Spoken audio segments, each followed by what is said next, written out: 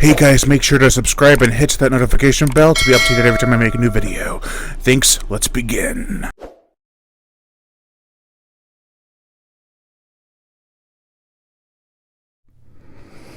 Keep in mind, this is the 6th time I've tried recording this review.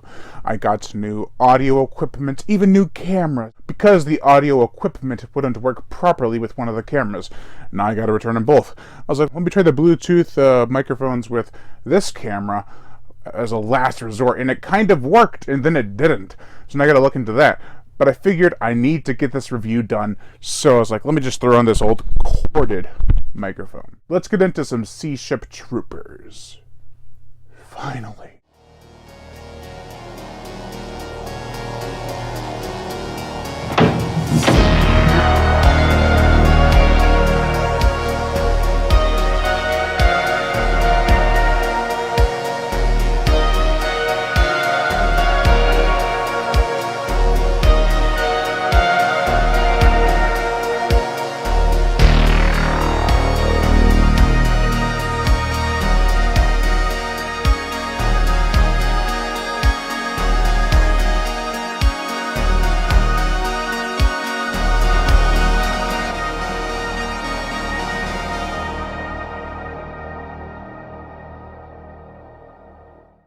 Depths of Horror. This is the 2022 novel by Sam M. Phillips. It is similar to Starship Troopers, but it lacks the satire, giving us a real, serious, and personal approach. This was also a review swap. Sam read my book Limbs and reviewed it. I read Depths of Horror and reviewed it on Amazon. But I thought, I'm also a video review channel. I might as well do a video on it, and here we are. Check out my book Limbs, check out the Depths of Horror. Let's have some fun. The plot! At the dawn of the 22nd century, 4 young friends join the military to uphold the peace and save lives. There is an ocean war going on after all. However, after a submersible vanishes, a fleet discovers the cause of its disappearance, and it's squishy. This is a sea monster story at its core, but everything around it has to do with one person's outlook on things. Yep, that's right. This book is told in first-person present tense, which is a different, if not unconventional, choice in the aquatic creature subgenre. But whoever said being original was a bad thing. Now, while I did say this is very Starship Troopers, I mean, heck, they even have to join the infantry to be granted a citizenship, if I remember correctly. But it does things with a poetic flair where the author shines. Phillips is a poet who knows it, and specializes in his own existence and the world outside himself. That does translate well on page. He doesn't sound preachy at all. In fact, certain characters do portray that archetype that he tries to stray from. He manages to keep true to himself and what others may have thought of him as. Depths of Horror deals with a lot of things. Struggles, if you will. Stuff found in friendship and survival. People whom you either trust or tolerate may just end up proving to be the kind of people you thought of them as. Then, when push comes to shove, their true colors burst out like a vomiting fountain of rainbows. I don't know what that analogy was, and I'm sorry. Point is, some are more humble than others. For the characters, we have Priyat, who is the main character, and the eyes we read through. He tells us everything he thinks and draws inspiration to think about. There is presumably a lot of Priyat in the author. He's not a selfish man, but at times thinks of himself as such. He wonders if he can love someone or just to love himself. It's a very intriguing thought. The idea that someone is trying to love themselves through the love of another is very applicable to relationships in society. That self-satisfactory compulsion that is embedded in one's subconscious can at times be overlooked. Then there's Gore, a sun worshipper. He and Priyat are serving on the same submersible, and are at odds by first leave. Gore is as self-centered as they come, and loves every human that has the sun's glow. Fanatical and flaunting, this guy is a narcissistic nincompoop. Selma is the only one who makes Priyat happy. She's in a relationship with Gore, but does see his flaws. She forgives him more than she should. She's a pilot who flies right into Priyat's heart. That was corny. But in his heart, he knows that she is forbidden fruit, a la Denise Duff from Starship Troopers.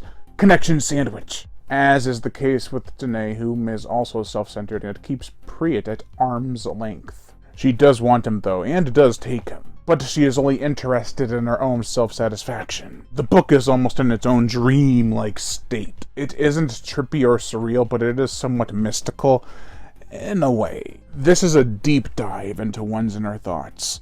And in that, they're intelligent, if not somewhat hazy and indecisive. Things are thought of in minute detail, and that just bring about more thoughts, mostly pertaining to one thing at a time. Enough of the psychosis lecture, let's get to the grubby good stuff. The gore! While the book is fairly tame until around 80 pages in, when it gets to those scenes, they are somewhat vile. Not only does the creature, a giant squid of sorts, have some sort of light source that is either physical or metaphysical, but it's a behemoth. A single swipe of even just one of its tentacles can make a human pop into a bloody mist. People inside safety bubble evac pods of sorts pop when the tentacle smashes into them. The most disturbing scene, though, however, is when one of the characters decides to take out a bunch of soldiers with a pulse weapon of sorts. They're cut into blood and innards spraying everywhere, all for the sake of saving time for the murderer to get away. One thing I would love to mention is about the future tech. People drink alcohol from bottles that are popped around from one person to another. I think it's very interesting.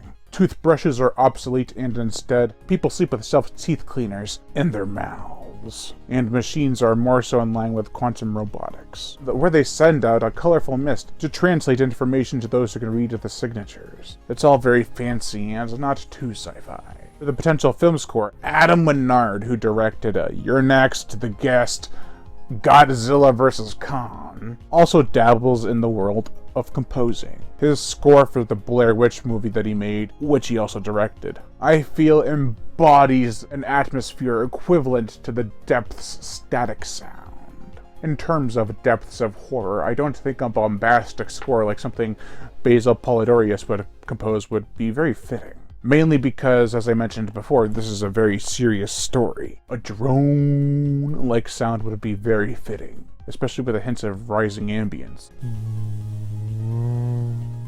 Overall, while it could have been a bit gorier, and I did notice a spelling error, but when I wrote it down on here, I wrote one as on, so it's like I noticed on spelling error, so I'm a hypocrite on that part, I guess. This book is awesome. Those nitpicks I just mentioned were nitpicks. It's a bit of a slow burn, and people may be turned off by the first-person perspective. Stuff does still happen, and it does get crazy.